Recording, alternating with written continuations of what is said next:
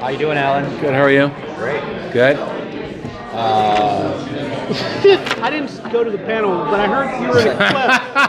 Because we were doing press, and so I went from one press room to this press room. So can you so tell I didn't us see you frame at by all. frame what happened in your scene? Yes. So what happened was, there's a strip club, and there's an emperor, and she's running the strip club. And I walk in, and I say, hey, what are you doing in this strip club?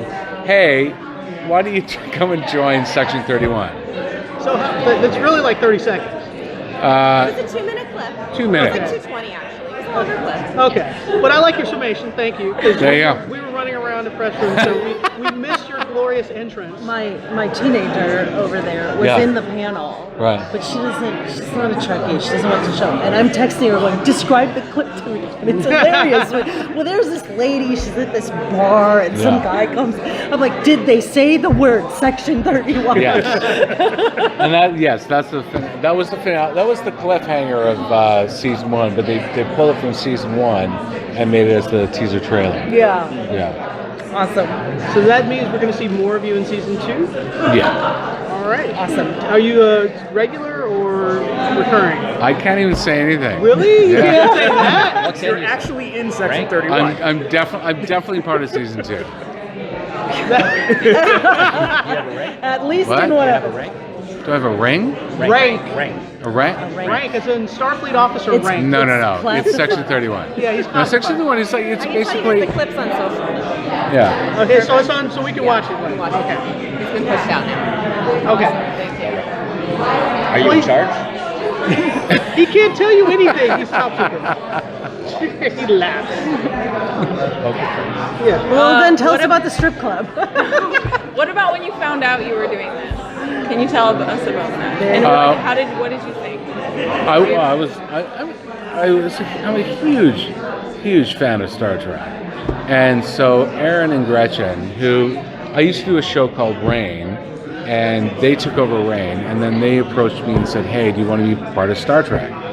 I said, sure. You're like, obviously. They didn't know what I was going to do, when I was going to do it. And so we waited about 3 or 4 months. They offered me one character. We didn't go that way, and then they offered me this, and so here we go. All right. I'm excited, but you can't tell us anything about season 2, so I don't even know what to ask now. What can you tell us about your character?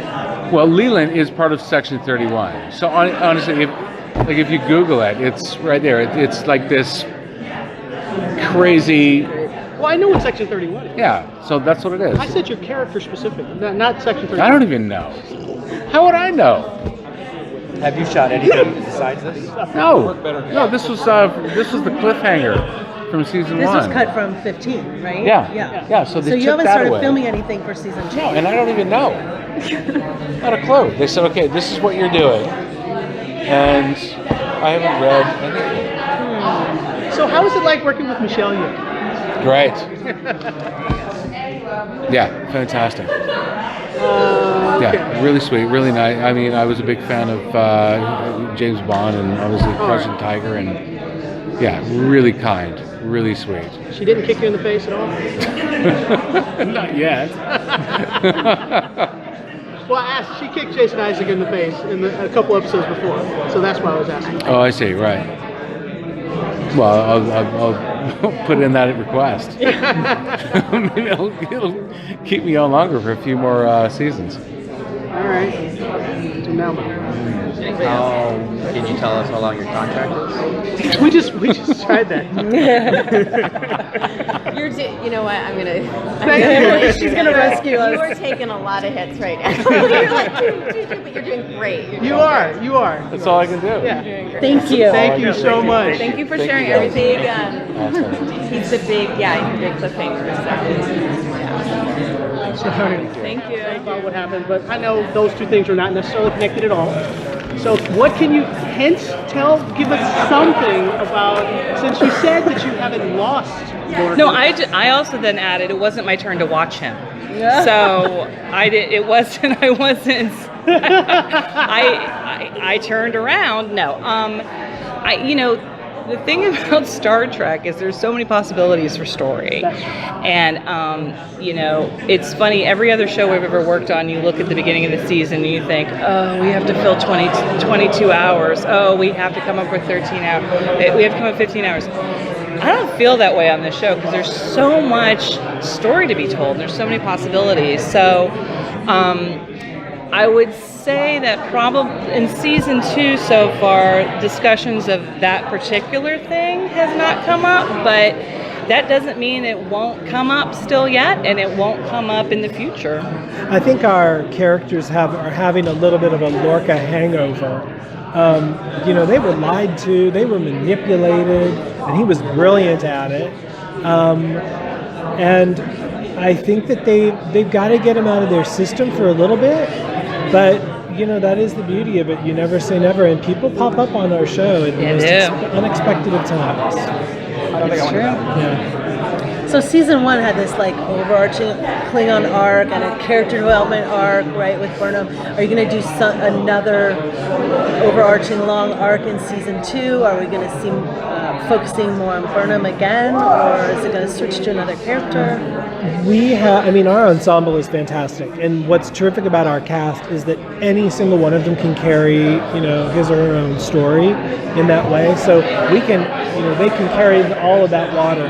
For us, what's interesting, so last season was war and finding a way to peace. And this season, one of the things that we're actually very interested in tackling is, for lack of a better word, sort of spirituality in Star Trek. What is the role of serendipity versus science? Is there a story about faith to be told? Leaps of faith. We're dealing with space. We're dealing with things that can't be explained. And you have a character like Michael Burnham who believes that there is an explanation for everything. So one of the things that we're very interested in is tackling that idea as it sort of rolls out. And it doesn't just mean religion. It means patterns in our lives. It means connections that you just can't explain. It's about who enters your life and who leaves your life, and sort of these indelible impressions that people make, and sort of a journey that you take, and you don't realize that along the way you gather things up that you need, and whoever could have expected that. So that's one of our biggest ideas right now, and it's threading through all of our characters' lives. And certainly in a world that has godlike beings, you'd think Star Trek would focus on that, but it definitely just seems to be kind of a blind spot so far. Yeah, it has. I think that was something that we found as an area that you could sort of talk about, and it's interesting now. We've talked about the Federation is an amazing organization, and how everybody's managed to come together and put aside differences, but that is one area that we just felt like hadn't necessarily been explored. And we also find for the show, when we get good debates just in the writer's room, or we get good debates just walking through by casting into the kitchen, when we're talking about it in a certain way, it tends to then many times lean into really interesting storytelling for the show. So what we love to present is always many different points of view. We're never wanting to say this is the one way things have to be at all times. And we want to make sure that people are... One of the joyous, wonderful things about the Federation, about Starfleet, is just the so many different points of view are represented, and that's what we're going to continue to do this year on the show. I have a quick specific question from someone online. They wanted to know, Sarek in the episode says that the bombing of the Learning Center was what changed Michael Burnham's destiny versus when her parents died. What does that mean? Well, I think that those are all seminal moments for sure in her own timeline. We're going to discover this season a little bit more about what happened after the Learning Center bombing, and there's some pretty big things that Michael took away from that, and there are some things we're going to uncover that sort of talk about not only what happened then, but what some of the ramifications are from that horrible terrorist event that was that was waged on this innocent child, and we'll see how we'll see the ripple effects of that. And we'll talk about it. That's exciting. Yeah, very exciting. I asked a question to Glenn, and he said it would be a better question for you guys. Oh, Glenn. It was about Ariam. I had asked about her augments and why does she have them, and does she have any special abilities? Well, her special ability is everybody loves Ariam. Like, I'm not kidding. Like, everybody loves Ariam. And she's fascinating. But as far as, I think, we haven't established necessarily that she has any kind of special abilities outside of how everybody brings their special thing to the party, especially in the bridge crew. But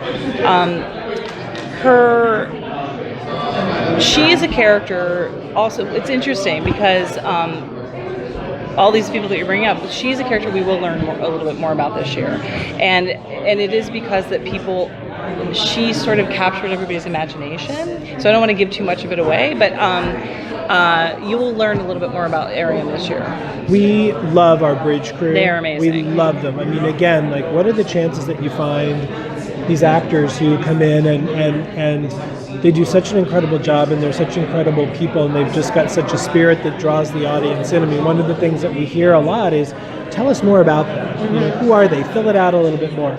And we have an opportunity to do that this year. And Ariam is part of the bridge crew, and we have a lot of thoughts on who she was and what the augments are all about, and we'll dig into it. Who gave them to her? Yeah. Does she have them? Yes. What is we'll that be going about? into that. Right. Yeah, no, we're Right. going to go into that. Yes. And Detmer too, like with that. Yes. Like, is Very that much keeping so, her yeah. alive? That was after the Battle That of was the after- Lightning Stars, That right? was after she was injured, in battle, and Kind of 7 of 9. Yeah, like, keep an eye on that. Keep an eye on it. Keep an eye on the eyepiece. Yes. And was it always part of the design to kind of slowly get to the bridge crew? Because you get to that point where they're finally a team in episode 10 or so, or 10, I think, 13. but you nailed it. I mean, you can't, on a show like this, and where teamwork is so important, they can't be these sort of just human props.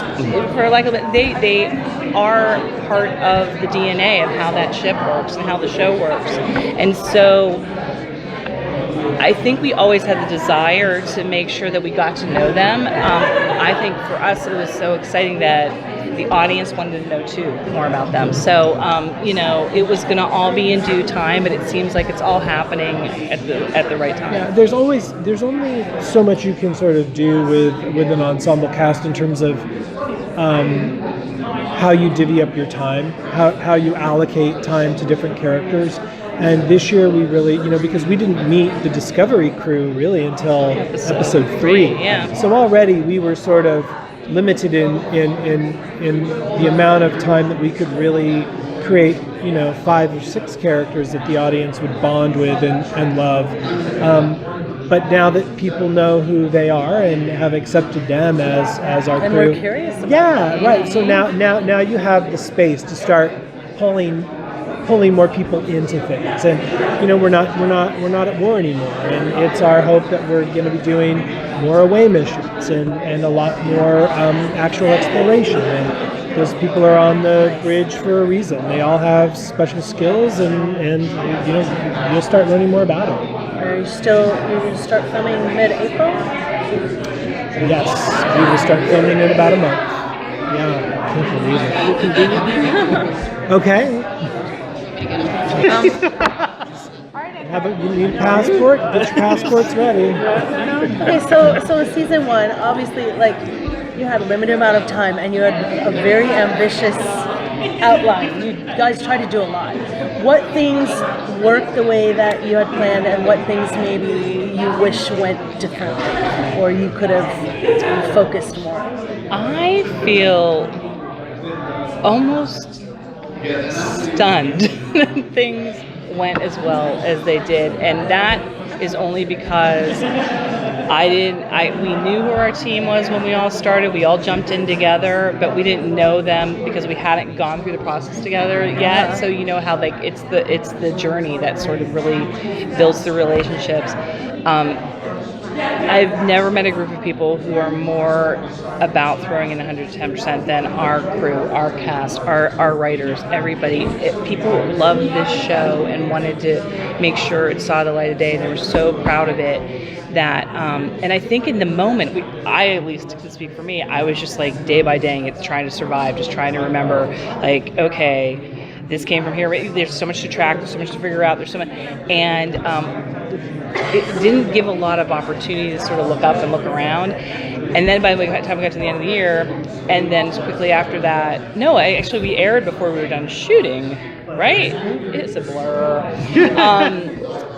When you finally looked up, you were really able to go like, oh my gosh, look what we did. It was very exciting, and we did a lot. And I don't even think again, it was the first time we'd done a show like this. As far as for me, is different because we have the knowledge that we didn't have before of what people thought or it's real in the world. Before it was something like we knew about and no one else knew about it yet. So there was this first season, it was a blessing that we were almost done before it started airing, because though the feedback is great to get from the audience, it can paralyze you in ways. And for us to survive this, there had to just be this singularity of purpose that, everybody locked arms, crew, cast, everybody, and we just were like, okay, this is our vision and this is what we're doing. And I think that enabled us, being able to do that in a vacuum was actually really, really good. Yeah. Now it's out in the world, and I really can't believe, how rare is it to have a cast they all get along. They embrace their characters. They're so people just embraced them. They just clicked. You never get that on an ensemble out of the gate. You're always sort of adjusting and moving and changing, but they were incredible, and this crew that just stepped up and found ways to pull this off. When we got to the Mirror Universe, that required a complete world creation, and at that point in a series, you spent a lot of money, and people are tired, and yet our designers and our crew just came back with a version of the Terran Empire that just blew us away, and so we it's a miracle. It's kind of a miracle that it happened. And again, when we talk about season 2, we're going to be analyzing that whole idea of miracles. That was what it was this season.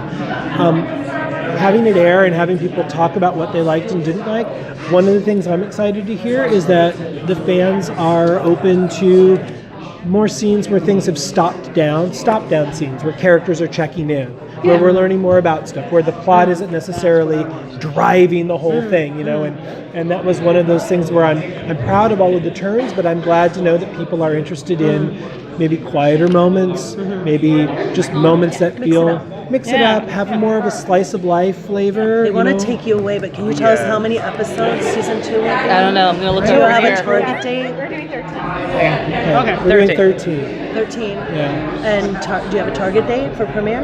We don't have a target date yet. No. We don't. When they tell we us. want it next week, so We'll get on have that. it. Yeah, right. Hurry up. I wish. I really do Long wish. and prosper. Yes. Thank you so And much. thank you guys for the disco shirts. Oh Yes, yeah. I love my disco There's shirt. not disco No, shirt. just that they Oh, yeah. exist at all. I was That like, is a you wonderful got thing. disco shirt? I Yeah. keep telling people it's Disco Sunday, and they're like, what are you talking about? I love that, Thank by the way. you. All of that Yeah. stuff, it just makes me grin from ear to ear when I hear people say it's Disco Sunday. It's I love the it. best. So, In our truck movie Slack, that's all we refer to it as, is disco. It's Yes. thank you. It is Thank disco. you. Yeah. That's right. Thank you guys so much. Thank you. And We are serious Pleasure fans. sitting down with y'all. Lori also Yeah. from After Chat. She says hi. Okay, tell her to hi back. There you go, tell her See you right now. soon. Thank you. That's awesome. Okay, cool. All right, thanks guys. Ooh, look, guys, there's a metallic Sharpie on the ground. Those are fun.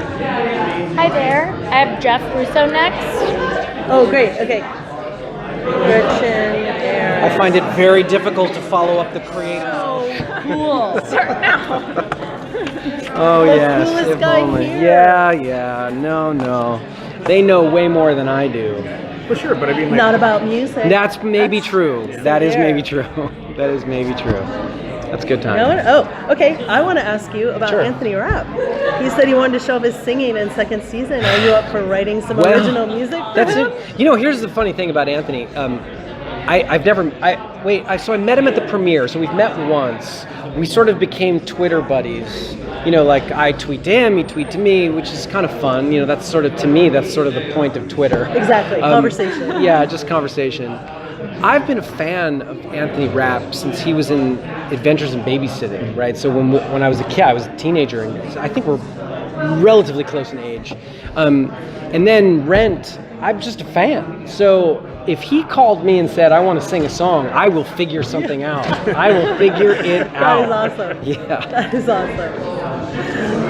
Feel free. Yeah. You got nothing? Okay. Let's see what Anthony Where wants does your love of Star Wars start? Well, it's Star Trek. But and I'm not the one who would get mad at that, because somebody else just asked me, like, so what, Star Wars, Star Trek? I'm like, can't we just love it, all of it? I love Star Wars and Star Trek. It began at The Next Generation when I was a teenager, and I sort of went in there and then went backwards to the original series and the movies of the 80s, you know, so like the original motion picture, and then Wrath of Khan, which happens to be my favorite, and Search for Spock and the later ones. So once I got into there, I became sort of a lifelong Trekkie. Okay, well, that leads to what's more of an inspiration, the militaristic score of James Horner or the operaticness of Goldsmith? Well, so, you know, we talk about this as well. I was not a huge fan of the original motion picture as a movie. I love the score. I love the score. I'm a huge Goldsmith fan to begin with, like Chinatown. You know, like he's a giant among giants. That score, which led to the theme for The Next Generation, was a really big deal. But to me, my favorite score is Horner's score. Okay. And not on its own as a piece of music, but as a score for the movie, and that it made the most sense to me. So I go back to that. It's on my iPhone. I listen to that, not for inspiration for us, because we have a different type of score altogether, but for just the love of music. So but I would say, yeah, I don't know that I would call it militaristic, though. I mean, there's a militaristic aspect to it, but it had an off-kilter sense to it that I really thought tracked with Khan. And that, to me, I'm the kind of person who loves to write for character, and I love to write for emotional content, you know, rather than action sequences are fun to write, and I had to do that on this show. But I'm always trying to find a character center or an emotional center or some sort of heart in what I'm doing, or else it doesn't make any sense to me. So do you think that the style of music in season 2 will change? You know, because the tone of the story will change as the war's over? I don't know that the style will change. I mean, here one of the hardest parts about writing the score for this show is trying to create a unique identity for us musically, and yet still have it feel and sound familiar, because it's a franchise, it's a thing. Star Trek is a thing. So I didn't, you know, if you go too close on one direction, you're copycatting, and if you go too far in the other direction, then you're not doing Star Trek. So it's a really sort of fine line to walk. And I don't think that we need to change in terms of the style. I think that what will change is how the characters are interacting, and I just follow the story. I don't know that that's a tonal shift. I think that, yeah, I probably won't have dark action sequences like when Starfleet was being annihilated by the Klingons, because that apparently that's not a part of what we're telling in season 2, although I don't know what we're telling in season 2. You may have way more information than I do, having just sat with the writers. When do you expect to start working on season 2? If they're starting filming next month, then when do you get what you need to start scoring? Aaron told me I should get a first script in a week or so, which means I'll probably start sketching some ideas if I need to sketch ideas sometime in May, I guess. The real question will be, like, how do we make the transition from 15 to 1? from episode 15 to episode 1, like, what's that transition going to be like? It may be a slighter transition in that episode transition than it is in, say, episode 2 and 3 to 4 and 5 as we transition away from the last season. What we know is we've got the Discovery and we've got the Enterprise sitting there. So I know I have to do something with that, right? And I know that's going to be where we pick up because that's where we left off. Right. So that transition will be somewhat similar, I think. Where that leads me, if I knew, I couldn't tell you, but I don't know.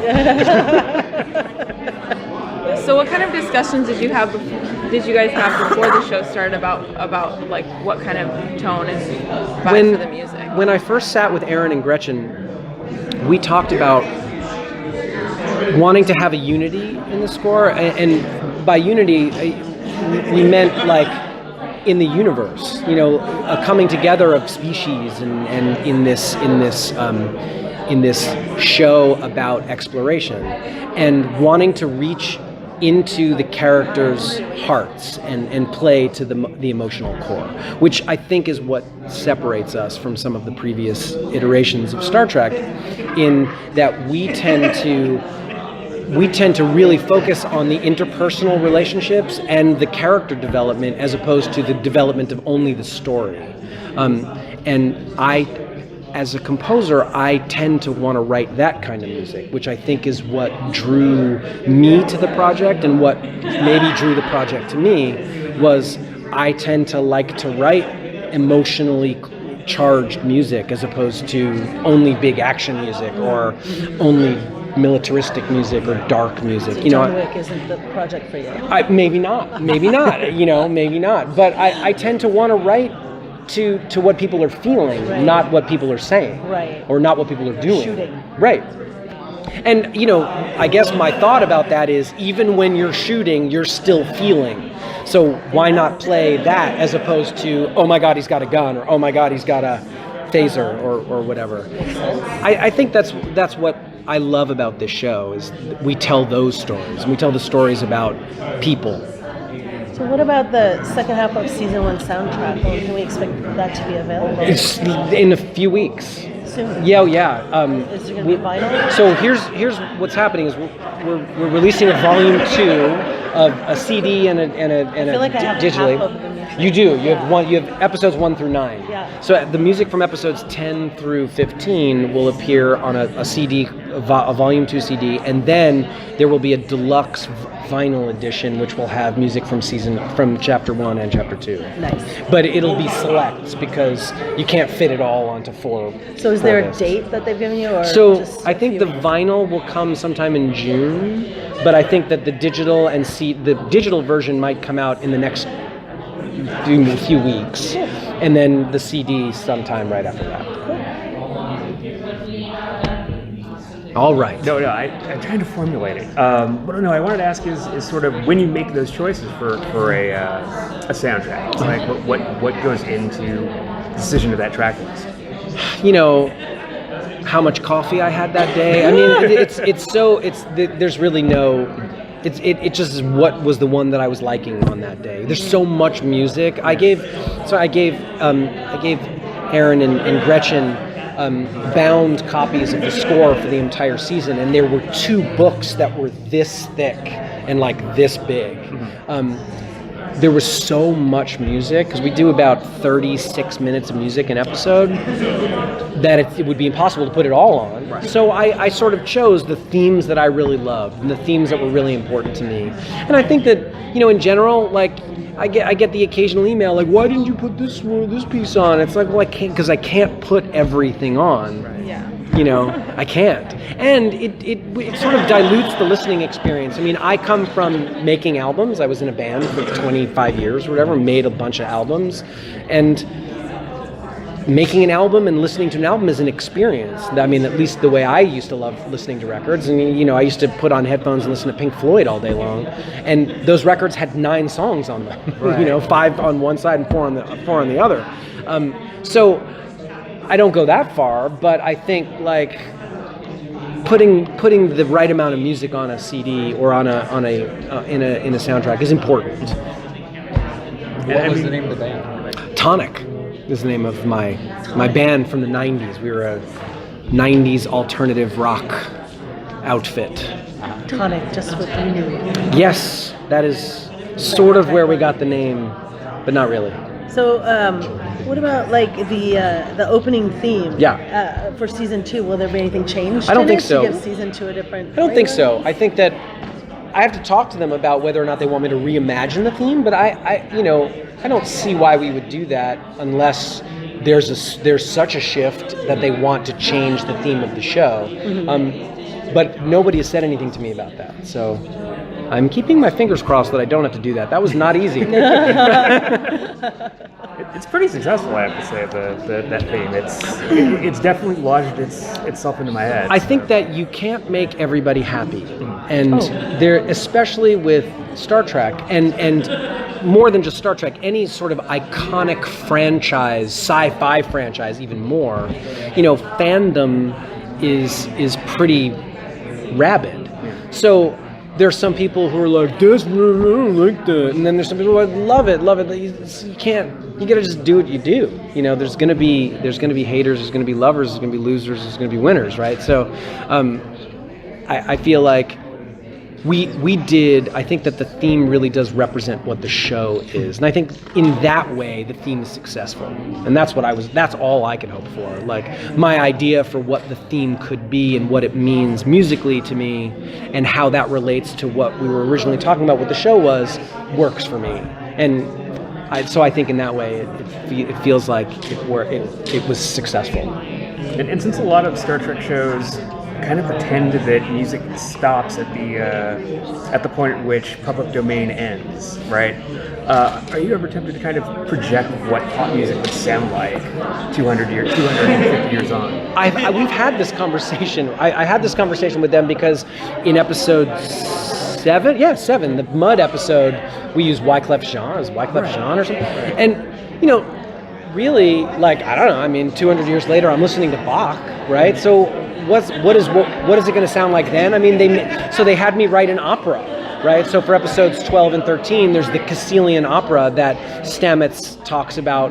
Culbert and Stamets have this thing. Stamets loves it, Culbert doesn't, but they had to hear it. We had to hear it. So I decided to not try to be a futuristic opera. I decided that opera is opera, right? So it's got to sound like a voice singing a thing with a thing, and I don't know. I'm always a little afraid to try to figure out what it's going to sound like 250 years from now or 300 years from now. So I'd say no. Okay. I think that's wise, because visually we look at what did they imagine it would look like in the future, and now we look at it, we're like, my phone is better than that, right? So, well, have you seen the pictures of?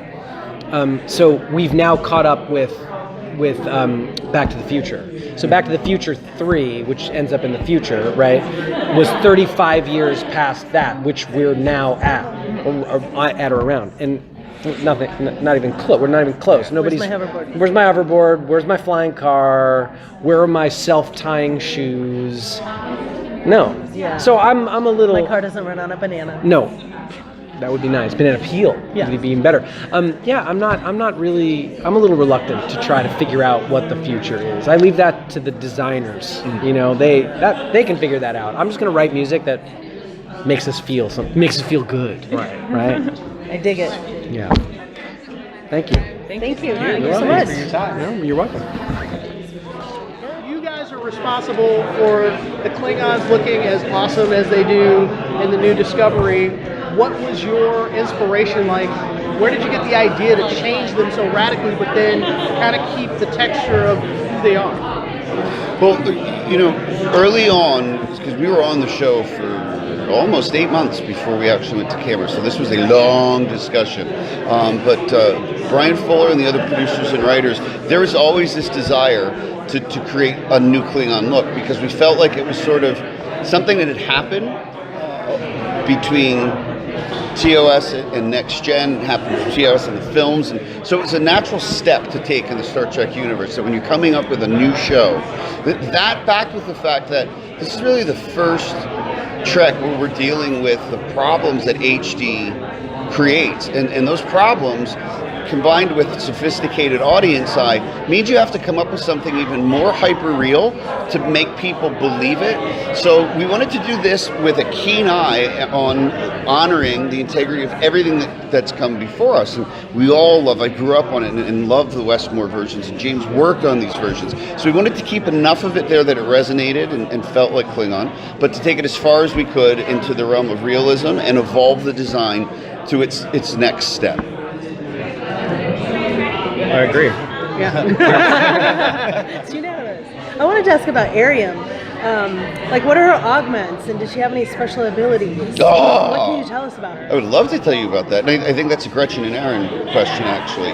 But you're right. She is an augment. And so that's a whole interesting world, isn't it, for all of us Trekkies, is when you really get into Klingon in a different way they look, we know that because of Cold Station, that the augments, the reason for the TOS look and the lack of ridges is really because of augment technology and the technology that created Khan and the wars. So that's a space between that is really cool to play in. So we do this with a lot of our stuff, not just Ariam or the Klingons, but like for the Klingon houses, for instance, one of the things I look forward to unpacking more as we move forward, I created a cultural axiom document for all the great houses. That doesn't mean it will be written into the show, but when we make design decisions and we show a house, and there's lots more to show, there are all these cultural axioms I created to give us design impetus as to which planet in the Empire did they grow up on.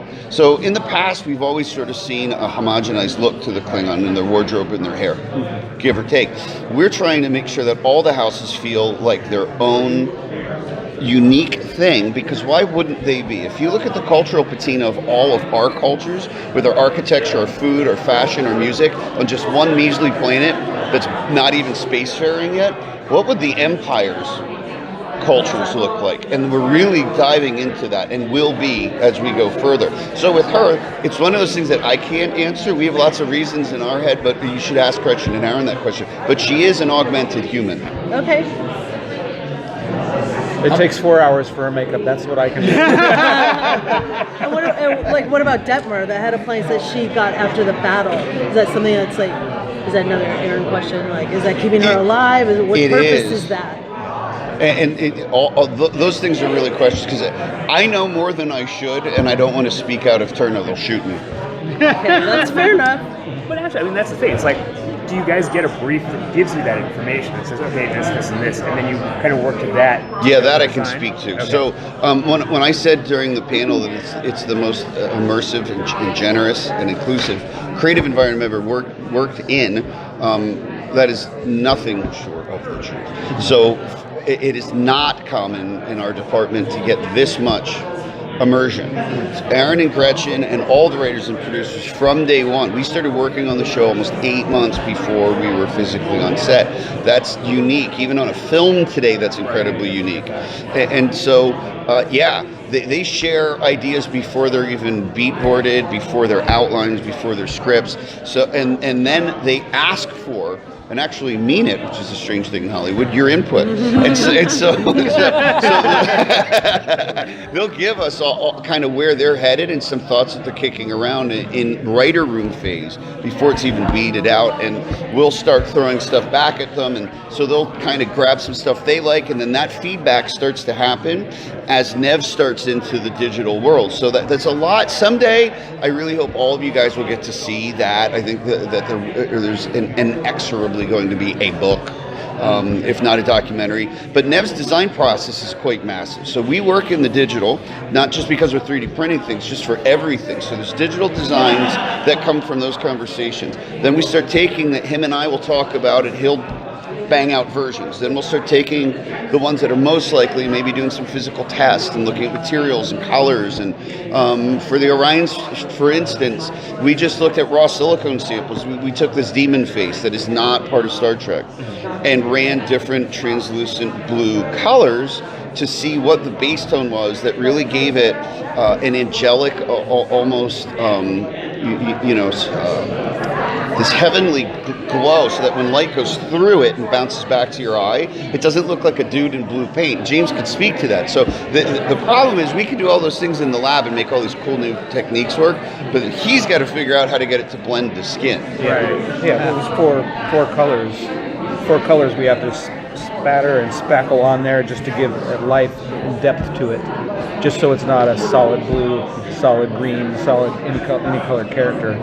Because that 3D or that 4K camera is going to pick up every detail. Like I said on the thing, it's great for NASCAR, but it's not great for. Yeah. I mean, it's great for us, but we actually have to work a lot harder. And also, the prosthetics that I get now with that camera being so sharp, it's like Mary in particular having a 5-piece prosthetic on. My goal is not to see all those seams that I have to hide with stippling and coloring And is it still kind of a process of discovery as you go? Oh, sure. Day in, day out. Is this working or not? I mean, my makeups change throughout the whole season in ways that I learn every day of a little way of doing it a little differently. Not you guys will never see it. I see ways of shortening the time, putting the paint a little bit to the right, which will hide something, and that's, those are those changes that I'll see that make my job easier, make production's job easier, because they get the actor on camera more time. The less they're in my chair, the more they're on screen. But HD was just this like technological landmine. No one knocked on the doors of all the makeup effects people and went, no, 3 years from now, you're going to have to change the way that you do everything because they're going to invent a new camera. And what he says HD is not good for us. It takes away all our secrets. Yeah. So on shows like CSI New York and stuff, where we're doing all this high-end forensic stuff, which we also worked on together, we had to literally throw away all of the molds to the pieces that were in foam because they just no longer work. There was day 1 of the season that we changed to a red camera, and that's it. We have to go all silicone with everything because you can see every edge, right? And so it takes away a lot of our tricks. So it is a process of discovery, and then each character carries with it its own challenge. No matter how many makeups you've done, the next makeup is the first time you're doing that makeup, and so everything has to be figured out for that person and for the way their edges work. So I know that you've been a Star Trek fan forever. What kind of aliens from previous iterations of Star Trek would you like to maybe see on Discovery? Is there anything you're dying to make? Yeah, I mean, I think Klingons would have been the first answer, Okay, and we got that the out. right. We got the. Luckily, got to do the Endorians and Tellarites, which was so awesome going back to TOS. But Borg, and I think it's. Am I answering for you? Would it be Borg? It's Borg. Yeah, we're dying because with 3D print, I mean, no single species is better suited to the way that we're approaching using technology now and immersing ourselves with 3D printing than the Borg. So we're just I don't know when or if that would even happen in this series. That is just our wish list. Yeah, I did First Contact, so I got to do that version of it, which was all foam latex. Now it's going to be 3D printed with silicone, and it's cool. Awesome. Yeah. Thank you so much. Thank you guys. Also the Tellarites, awesome. They looked amazing. So great. Thank you. Because that's a tall order if you go back to TOS. I did. Right, and there are some awesome versions in on Lee Ehrenberg. Was it an And I did one. Like that's a cool way to have evolved the Tellarites. So, but they were kind of a more minor thing there for just a little bit. So we really went. Let's go back. The honest answer to that is we went. Let's go back to the original. How can we try to get that thing, that feel, back into this, but not make it look like it did then, right? So I really looked at Stan Winston's work on the Island of Dr. Moreau, the now almost lost film Val Kilmer version, right? And so many of those anthropomorphic forms, animal heads, are so beautiful, and that is where we took our inspiration. We really studied the work they did in Moreau and we tried to take it. Thank you guys. Cool. Thanks, guys. Thank you so much. Okay, hold on a second. Technical difficulties. Okay, I'm just going to record that. Just It's run, fine. Does it help if I do this? It actually is angled up. So Okay, it's fair fine. enough. So let's talk about the Enterprise. Yep. Developing the look for that. How quickly did that approach come to you, or did you have a lot of different designs before you? Well, a lot of the design stuff starts with production design and art department, where they will start, to sort of put things together, and again, they do a ton of research, a ton of study to go back and see what the legacy of the ship has always been. And so by the time it gets to us, we have a pretty good idea of what it's going to be. And then as we get into it, we have our modelers talk directly with the art department to make sure that, just so we understand this is this and how does this work and how does this relate to this? Because, fortunately for me, one of the guys that was sort of instrumental working on the model in my team is a huge Star Trek fan, and knows probably about as much as anybody I have. And so having his knowledge has been invaluable because he's able to go and talk to them and say, okay, this particular thing, why does this look the way that it does? Where is this from? And they had a lot of interaction directly with the art department, but having him was really, really helpful. So how many versions do you get on your VFX shots? Like, are you up to version 25, Oh, no. 105? No, I had 146 was the highest this season. 146, that is impressive. Yeah. Okay. That's high even for me. I was actually, when I saw it at the bottom, I felt really bad for the vendor, but Was that the run to the other ship? Not the Shenzhou, the Mirror Universe ship. The Sharon. Yeah. No, it wasn't. Was it I the don't. run to the You know Sharon? what's funny is that I don't think it was like you'd think it was one of those big scopy shots, Right. And I think it might have been like a monitor comp, but I don't remember why. Wow. I think we just had to. We kept changing out graphics or whatever, but yeah, I think we had 146 versions. How many shots per ticket do you normally get per episode? It varies. It varies a lot. I can say for the season it was something like 5,000, 4,800. So basically a feature film. Yeah. Have you ever had that is kind of the ambition here, though, right? Is kind of to bring a feature film texture to the production, right? Yeah, I mean, it's definitely about having high-end visual effects, and ultimately, the good thing about Aaron, Gretchen, and Alex, and Akiva, and everybody is that it's about what the story is. So if the story is 10 visual effects shots in an episode, then that's what it's going to be. But if it's 500, that's what it's going to be. It's we don't drive the story, but we help it out. And so I think looking at it from that paradigm is nice because number one, you're not locked into a certain way of thinking, and then number two, we get a breather every once in a while. So. Has there ever been a time where you've had to say no because of time constraints or budget constraints? It's something that the writers have wanted? No, I think it's like anything. It's a conversation. You know what I mean? It's never a no. It's just talking with everybody to see what they want and how much time that we have, and then going from there. Is there one particular model or shot that you've done that you're particularly proud of? I'm proud of a lot on the show. I think there's a lot of stuff that I think looks good. I love episode 1 with her flying to the artifact. Just that whole sequence. There's some really fun shots in there. I love Vulcan in episode 6. We were really, really proud of that. There's a lot of little cool details that we put into that short sequence, which was really, really a blast to do.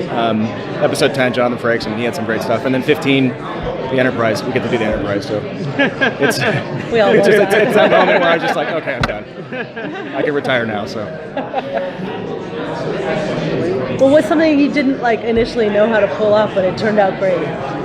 Something we struggled with. I don't know. I wouldn't say we struggle with it. It's just always talking about the best way to shoot something. I mean, when you shoot, for instance, gravity or no gravity, 0G, that's easier said than done sometimes, right? Because you're talking about wire work, and wires have gravity, right? So it's trying to figure out a way to shoot that, and trying to figure out a way to do it in a way that's believable, especially because it's been done really well lately. I mean, like the movie Gravity, for instance, did a really good job of not having gravity, and so I think it's really it's the process of working with the DPs, with the director, with everybody, just trying to figure out the best way to achieve what the story is.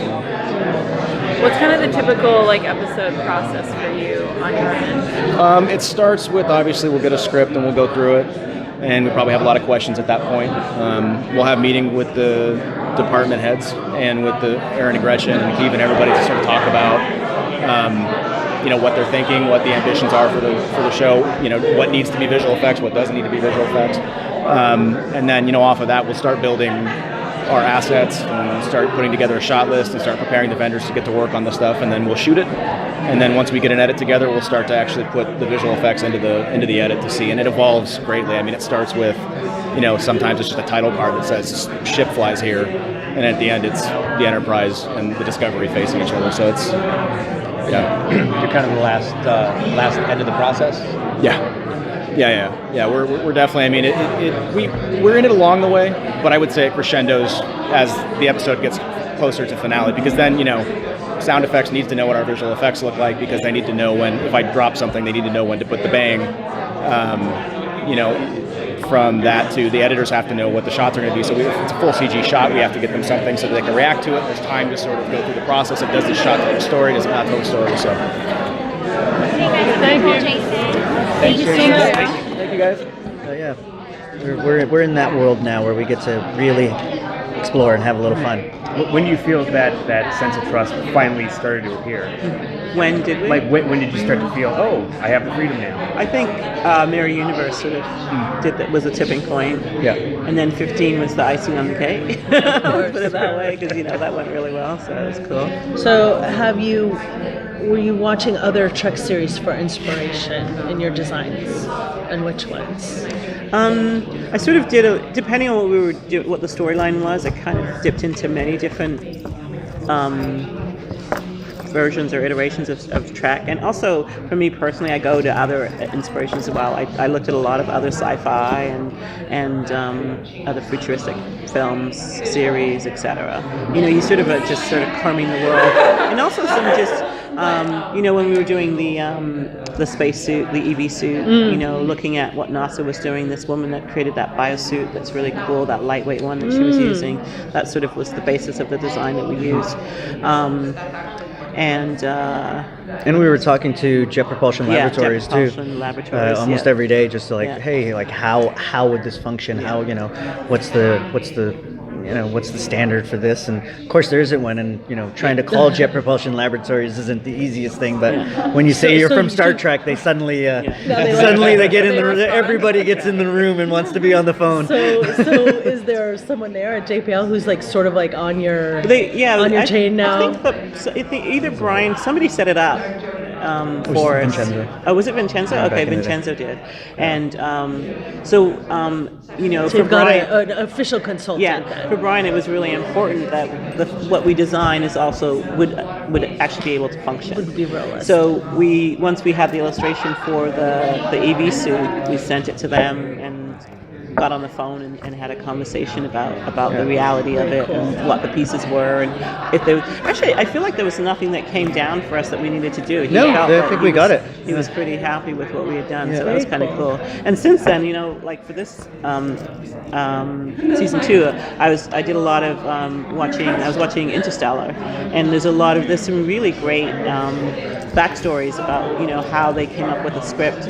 Rip Thorne, the scientist, and this other producer actually wrote that script, and then it was shopped by it was Steven Spielberg was supposed to originally direct it, and then it ended up in Christopher Nolan's hands. Well, because his brother was one of the writers as well on it, so it was really interesting. But listening to Rip Thorne talk about science and space travel and all of that was really, really cool and very interesting for me. And it's the first time, because I'm not a science person or she's turned into a real nerd. Any of those things. So welcome to the club. I know, but the thing is, for me, is being in a room and having these conversations about certain subjects. I'm way over my head here. I don't know what I'm doing. You know what I mean? And that's how I spent a lot of. It looks like you know what you're doing. Well, thank goodness. Because we just had to do research on the fly. It was literally trying to tap in and figure out whenever we had a specific thing they gave us to do, we would be jumping in and researching it, and then trying to get as much information. I'd have my team go do this, find out more about this for me, and then give me a report back, and then that's how we sort of kept it going. Right.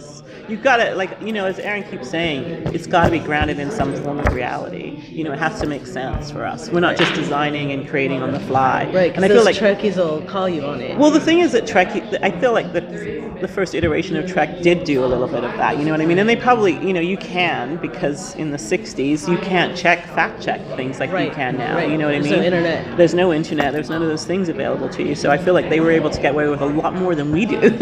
And also they didn't have any history to deal with as well, which we do now. So. Well, I think it worked a little bit the opposite way with the original series. It inspired exactly real life. So much. Which now real life is inspiring you, with the EVA suit. Exactly. But what we want to do with the what I want to do specifically with prop design is not just nod to the original things, but what I was talking to Gersha earlier, and she said something like that made perfect sense. Is that the original series inspired the cell phone, inspired like medical X-ray tricord like scanners. It inspired so much. iPad, so many things. So that's what we want to do now going into the future with this series. Is we want to like invent something that will inspire someone to go, hey, you know what? That could work.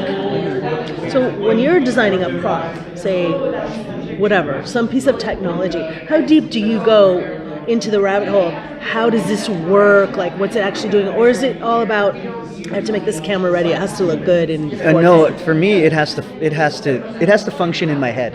I have to know what every button does on it. I have to know, for the communicator, how far it can communicate. We have to know these things so that when an actor asks me on set, what does this do? What does this do? I have the answers for them, because we're not just designing things. We're building a world for the actors to live in. So if we don't have the answers for them, they can't fully develop their characters. So we have to fully develop our props and costumes so that they can do their jobs. Was there anything in particular in season 1 that was particularly hard to, like, a challenge for each of you? Everything. Besides everything. Even the disco workout shirt. Okay, that one was easy. I didn't quite when they told me they wanted me to do this shirt. I actually thought it was a joke. I really did. No, I did. I didn't know it was a real. They wanted it. I thought, okay, that's a joke, and I was like, and then I put it aside. I thought, in the meeting that we had, I just thought it was a joke, and I didn't even think about it. And then all of a sudden, I got asked about it, and I was like, oh, that was real. You really wanted that t-shirt? I was like, oh, okay. So that's what happened. And then they explained to me why and how it was. And now we all have one. Yeah, exactly. So that was a funny thing. But no, I would say like the Starfleet uniform itself took us 6 months to get to. Luckily we had that prep time. Like the sets weren't ready, so I think I got a little bit more time to develop that costume. If I didn't, I don't know what it could have been different. It would have been different. Yep. Yeah. So that was a journey. Yeah. And part of that journey for me then was also the badges, because the badge really is a reflection of the costume. So as the costume evolved and changed, so did the badge. And until we finally, like when Gersha landed on it, like I knew we were able to land as well. So we sort of like really came to a point together and finally could present like that final version of the uniform. So Mario, what's the weirdest thing that you've repurposed into a prop? It's the weirdest thing that I've repurposed into a prop. We don't do a lot of repurposing on Star Trek. We do a lot of building from scratch. Though. You remember that the snow scrapers that are in the snow scrapers in the transporter room. The floor. Yeah, in the floor. Yeah. Seriously? Yeah. I remember looking at it one day, and I was just looking down on the floor. I think we were doing a photo shoot in there or something. I was looking at the floor, and I'm like, those are snow scrapers. Like they're just the little wedge ones that go like that. In the floor. Yeah. Underneath a layer, under a layer of plexiglass, like flooring. They're down below. They create some kind of interesting, weird. I don't even know what they do, but it looks very tacky from afar. You're like, oh wow, that looks cool. And you look up and you go, oh my god, is that a snow scraper? So, that's so cool. Yeah, it's really funny. So that's definitely a set thing that I saw repurposed that I thought was really interesting. Cool. They do. They've done a lot of that. Yeah. It's just when you look at a product and you always see it from a certain angle. As soon as you turn it a different way, it's completely a different thing. We definitely did a lot of that. I can't tell you anything in particular, but I know we did a lot. So what was the most difficult prop to create? For me, there was a lot of collaboration with the Batleth. That took a little while to really get to. The Batleth and the phaser were tough ones, but they were. Like the phaser for me I'd wake up in sweats because it was just so it's so iconic. It's such a thing, and you're like, man, I gotta nail this thing. We got there. I'm so proud of that thing. But I think that one of the toughest ones was the Batleth. Was we just sort of kept circling around different colors, different shapes of it, because we were putting sort of a new stamp on the Klingons and really wanted to show this aesthetic warrior, culture, and we needed to create a weapon that was also a piece of art. And eventually we got there. Everything that you guys and Glenn and Neville have done with the Klingons has been so artistic. So I heard Glenn talking earlier about how he always thinks about all the different houses of Klingons, right? Which we've heard discussed a lot. But does that also extend to their weapons? Will each house have a different, one prefers batless, one prefers mechlas. They have different shapes. And to there's their different weapons. shapes of mechlets as well for different houses. And so you've worked all that out, Tim? Huh? Yeah, we've worked some of it out. We haven't nerds. we haven't got as deep, but we've definitely, there's different shapes for different characters, and there's I would like to introduce some new batless if we go down some more Klingon cultures. That would be amazing to do. Like maybe some other house has a different shape. That would be awesome. But we'll see what comes down the pipe. Very cool. Okay. Thank you. Cool. Very fun. Lots of fun contraptions. More and more. Oh, sorry. I have my phone. I'll add it to the picture. You can record on it. Cool. All right. Well, I guess I'll start off. So, your character, Laurel. How much of that came from you, or versus the makeup that you were wearing, getting you into that character? Ooh, that's a good question. Well, I will say that definitely the external helped a lot in manifesting exactly how she carried herself. Obviously, I did a lot of mask and movement work in college, and that was definitely something I leaned on in this very outside-in sort of experience. But at the same time, what was so beautiful when it came to the scenes as they were writing them, particularly in episode 4 onward, there was room to find a kind of softness and vulnerability, despite the fact that she's this intimidating-looking Klingon. But I found it to be a mixture of everything. As the actor approaching it, and then story-wise, that just kind of developed, I think, as we all got to know each other on the writer's side and the actor's side. So it really is just such a great mixture. Yeah. Mary, you've been very active in the fan community with the fans. What were your expectations when you came into Star Trek, and how do you see it today? Well, it's been such an incredible journey with that, and particularly starting that journey before anything had come out, when just the announcement that I was a part of the show, to now that the full season is out, and there was such a great journey for my character, and kind of now the reverberations starting to do things like this, kind of discussing what happened in season 1. My big goal always, as somebody who grew up loving certain franchises and just being passionate about things, I wanted to give that level of respect to the fans, because I take it seriously, and I think it's important that we bring all of ourselves to everything we do, but particularly with something that's so beloved for so long. And that's what's, the interactions, it's been so fun. I hadn't done Twitter before I did the show, but it's been so fun. I've met people, both, fans from all over the world, different artists who are creating fan art, artists that I respect in different mediums that I find out are watching the show and I get to meet. Like, it's just been amazing across the board, and I think Star Trek is something that is beloved by a lot of different lots of different types of people. And so it's fun to learn who actually has been a Trekkie their whole life and is embracing discovery. It's been very humbling and very beautiful. Is it tougher to learn lines in Klingon, or to say it with the teeth in? I like the teeth. I mean, they tease me on set too, is like teeth, eyes, like I don't feel complete until it's all in. So I definitely feel that next level of saying the words is, I don't feel complete until it's all there. But I definitely appreciate not having to practice my lines in the full makeup and it's great. I mentioned on the panel that I do have these 2-hour sessions with Rhea Nolan, our dialect coach.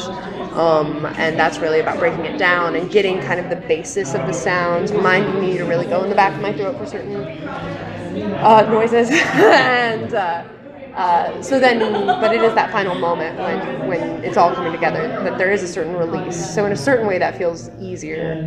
I mean, it flows more. I wouldn't say I'm like, oh, that was a piece of cake, but it definitely feels like all that hard work beforehand pays off. Do you have a favorite aspect of your character? I mean, yes, many. I treat all my characters well with a lot of respect, but I also feel like they come to me at a time in my life when I need them.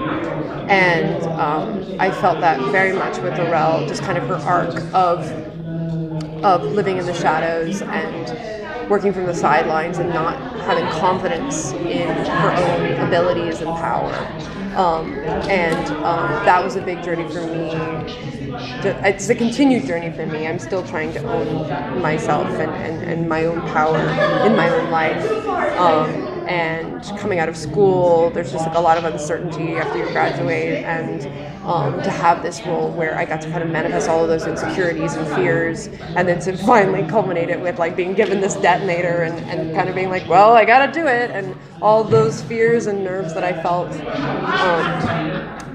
doing that speech as the actor, I got to manifest in the character. So the short answer to your question, I would say, would be her sensitivity and her vulnerability, because I think that's true for all characters, but I think that I've been given room to really breathe into that from a lot of the scenes and moments I've had for the writers. So things ended happening rather quickly at the end of season 1 for Moreira. Yeah. So how tenuous do you think her hold is? Right. I mean, it's a good question, right? I'm very interested to see how they explore that in season 2. I think that it could go a lot of different ways, and what's fun being in this part of the timeline is there's a lot of room for finding out why things ended up the way they are in 10 years. I think it's really fun. I love that they have the moment where I have or I say, I'm the leader, and they laugh at me.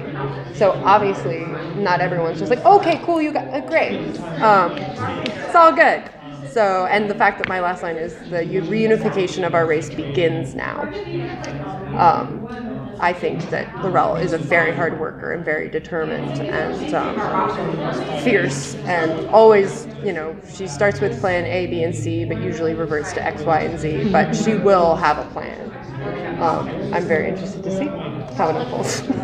I'm as in the dark as you are.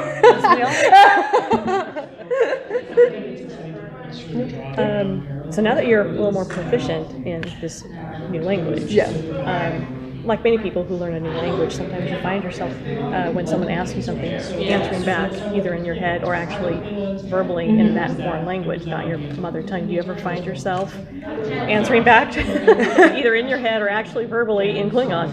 I hope to reach that point. I think I'm still very much on the learning curve. I can definitely recognize the sounds of Klingon. Like, I can tell if someone's trying to speak Klingon to me. So that's a step in the right direction. It's not, and as I've said, like, reading it on the page, it doesn't just look like a bunch of gobbledygook letters. I do have a sense of the language and its structure, but I've yet to reach the point where I can really do that. Like, do Klingons come up to you at conventions and start speaking to you in Klingon? I haven't had a direct. I am sure that time is to come. I mean, well, Robin Stewart, our translator, did say that to me, because I did want to have some lines to obviously respectfully say, like, I'm not as fluent as I wish I was, all this sort of stuff, and she encouraged me to go in that vein. She's like, of course, like, people are gonna think that because when you have the lines written for you, you make sure it sounds like you're fluent.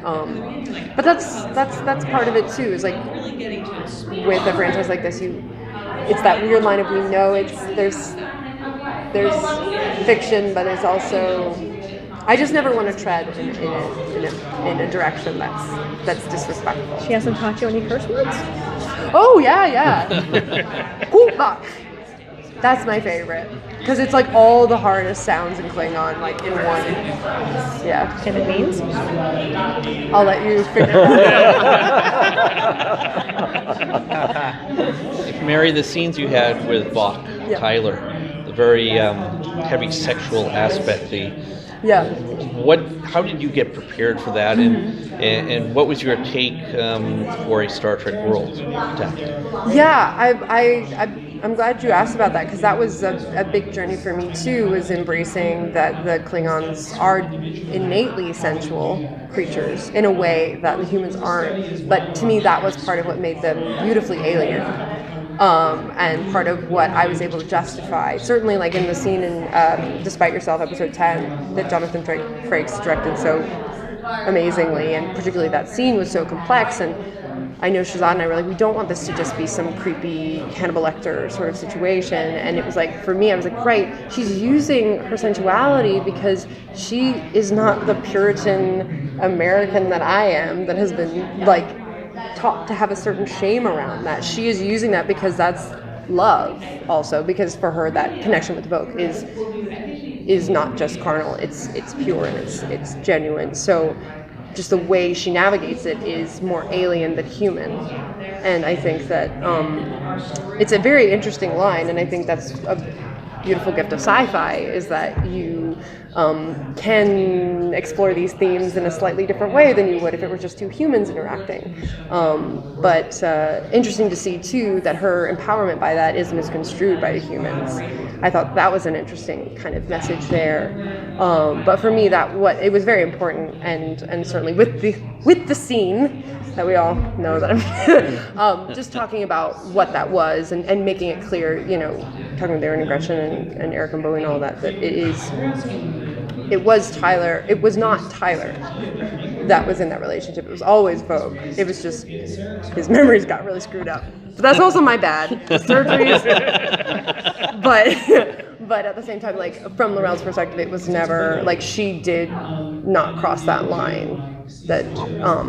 And I think that's very important, that we're sensitive to that it's complex and it's crazy, and again, it's a mythology. I mean, you look at Medea, you look at Antigone, you look at any Shakespeare's plays, they go to these crazy heights, but it's because we're exploring something deeper in humanity. So yeah, so that question is very, very important to me, and something I took very seriously. And I think, it's confronting. I mean, like we say, this show does go to a certain edge that other ones haven't, and I think that's part of it, is we need to maybe reevaluate how we think about those things. Are there any scenes from Shakespeare? Because obviously you draw on that. You spent some time doing Shakespeare. Is there any scenes, or I'll just say scenes, from Shakespeare that you draw on very specifically?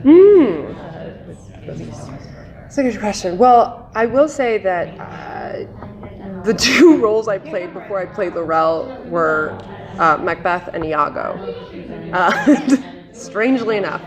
And I actually feel that there are elements, but particularly of Iago, that the way in which he is so malleable. And every scene he's in, depending on who he's with, he's a different person. And I think Laurel embodies that, but in a female way. Her relationship with Cornwell is very different from her relationship with Tyler, obviously, and then Saru. That she's a real listener. Like she said, she's from the shadows, and she recalibrates based on who she's interacting with, and ultimately to her own gain, hopefully. But I found this with Iago, which is maybe controversial, but I found a real, actually, like, vulnerable through line for him as well, that I think a lot of people don't want to see.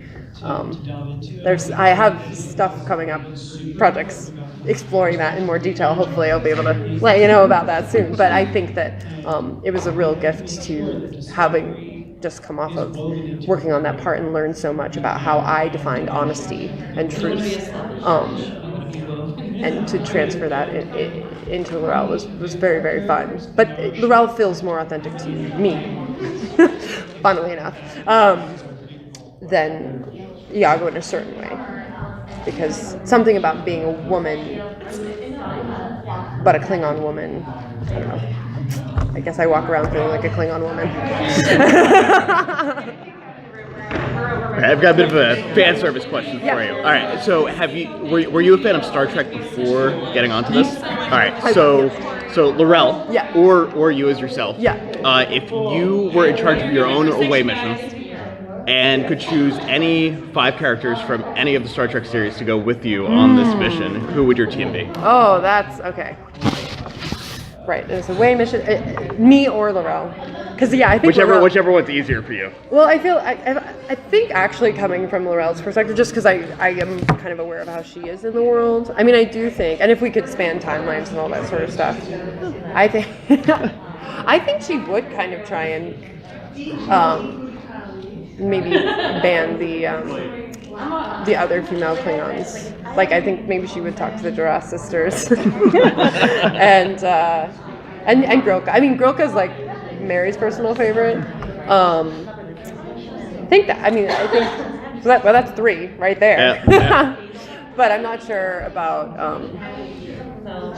like Kayla and B'Elanna.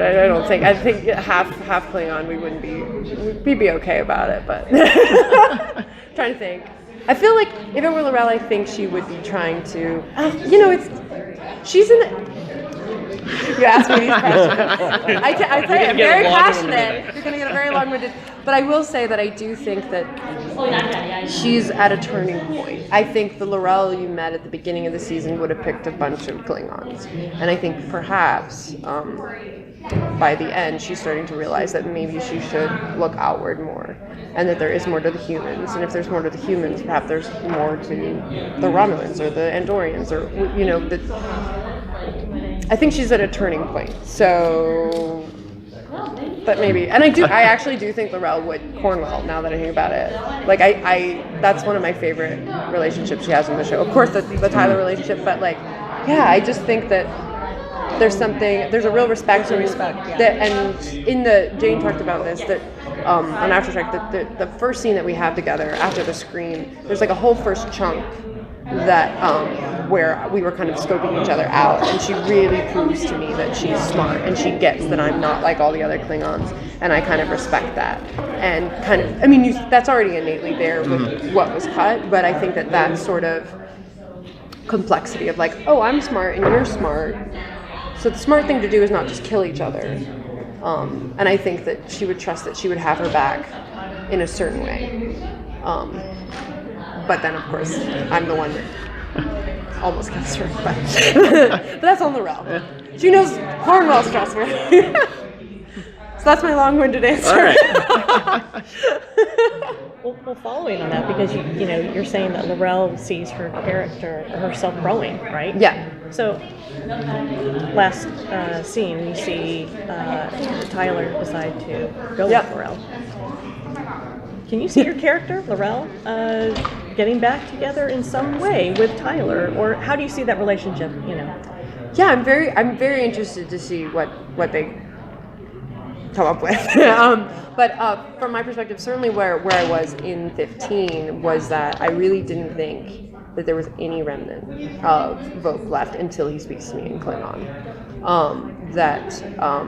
At the end of 12, when I do the surgery, that death wail, that's like goodbye Vogue. He's no longer there. I choose to make that sacrifice so that Vogue doesn't suffer. And so it's such a surprise to suddenly have him still have these memories, even if they're neutered memories. I think it's complicated. I was saying to someone earlier too that it isn't a typical love triangle, that Vogue and Laurel had a legitimate relationship, and Burnham and Tyler had a legitimate relationship. And I think Laurel is smart enough to get that. I certainly think that they don't walk off into the sunset in that moment. They're not like, oh, and everything's fine. I think that they understand the complexity of it. He's going to have a heck of a time being accepted. So the possibilities are endless, but I think it's, in that way, I think my friend would say to me in college, you gotta have the breakdown before the breakthrough. And I think that Laurel had that kind of breakdown and is piecing herself back together and trying to do the right thing. And ultimately, the most important thing in 15 for Laurel was to bring peace, or to understand that this collaboration was more important than any personal grievances. So, leaders. Making personal sacrifices. Mary, what's your biggest surprise about Star Trek? Biggest surprise? Just in kind of fandom Yeah. role. You know, you've been living it for over a year. Yeah.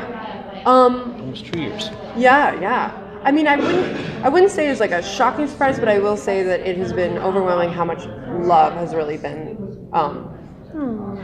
given from the community. That I've seen far more love than hate. I've seen people, like your girl in the panel today who was like, I wanted to hate this, but I liked it.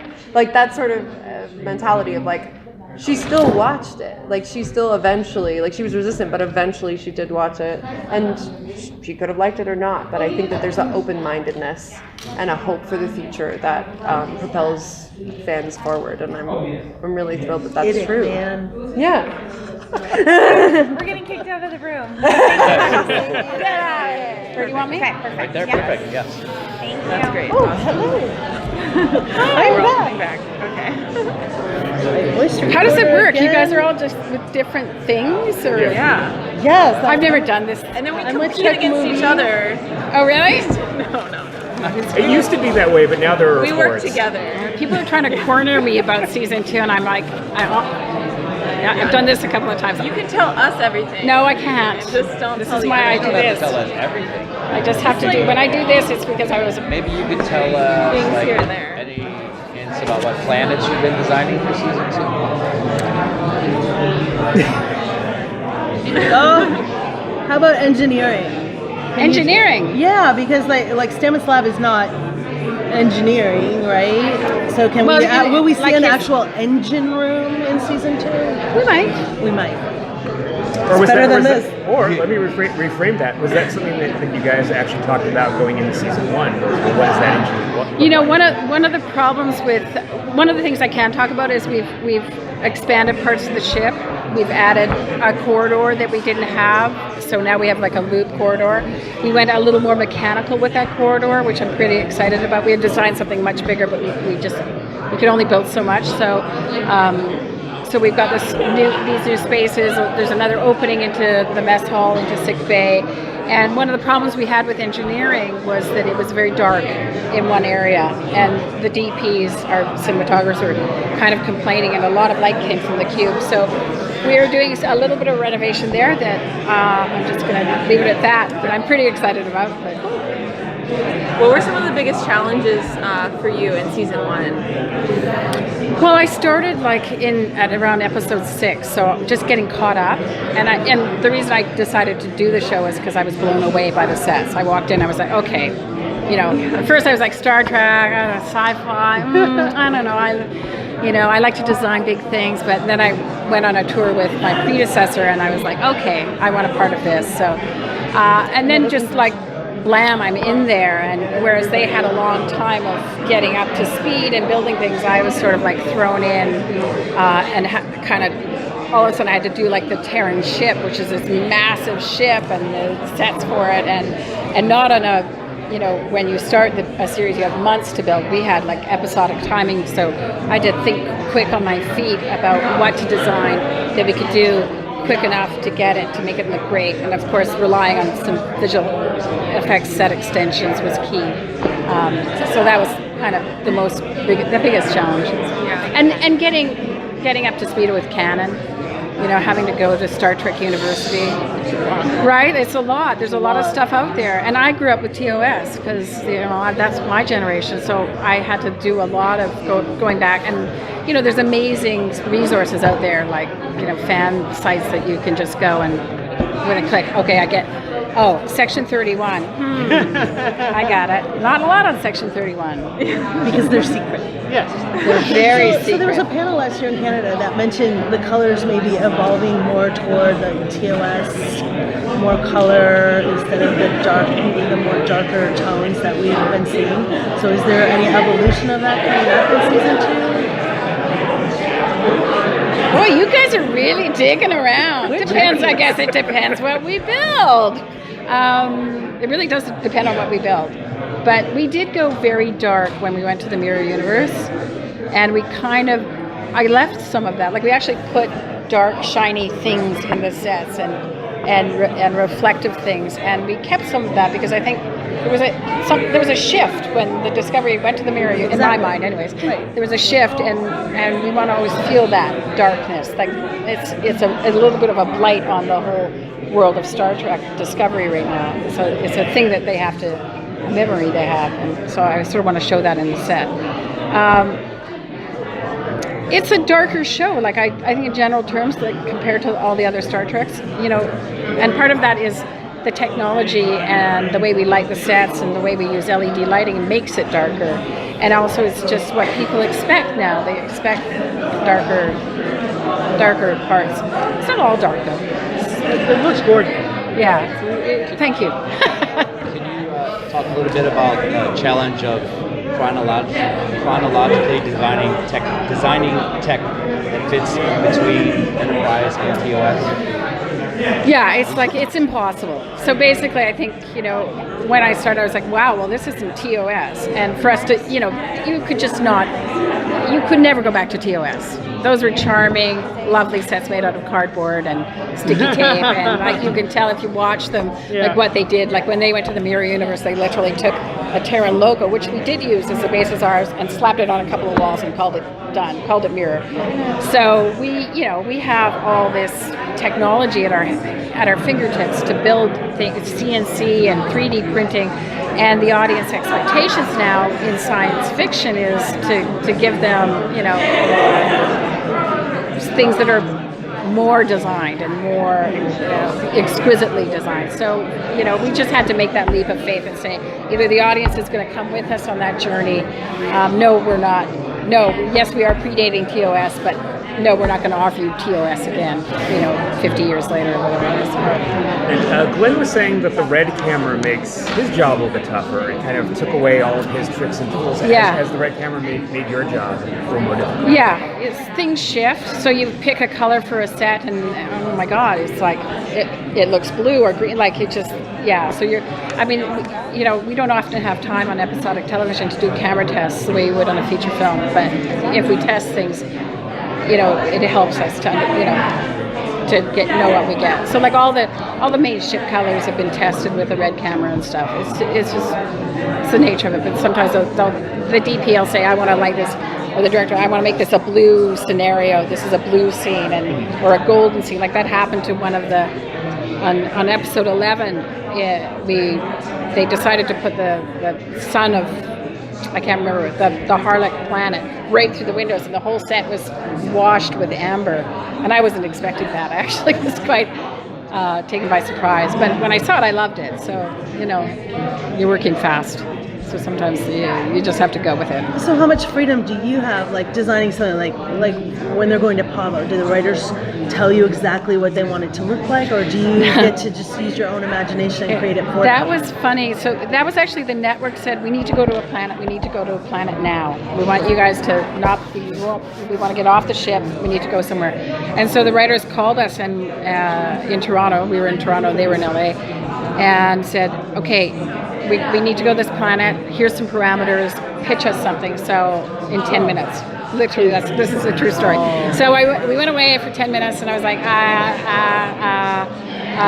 a yurt. Like, we were dealing with the Pavan being. So at first we were actually, Gersha built a costume. We were trying to, so then I was like, no, a yurt's not good enough. It's got to be like a membrane structure that, because we built this membrane yurt. I call it a yurt. And then it's got to be mathematical. So everything we design was actually based on this math equation to build these fins, and it was quite complicated. It just looked like this membrane thing. But that was my pitch, and they stuck to it. And they were like, okay, so they go to this planet, and the planet beings build this. So Pablo came out of your head? Partly. No, I'm not solo on this. It was all of us. So Gersha was like, okay, so we talked about getting dancers to be the Pablo, but in actual fact, it had to be the effects. Although we tried a costume, but it just, to make something that ethereal, and it's not TOS days anymore where we can you can put a guy in a goofy costume. You have to really charge the audience with something exciting. So it became this amorphous being. I hope we do a few more of those because it's kind of fun. Yeah, it was fun. I think we're wrapping up. Okay, cool. Thank you. All right, I'm good. Thank you.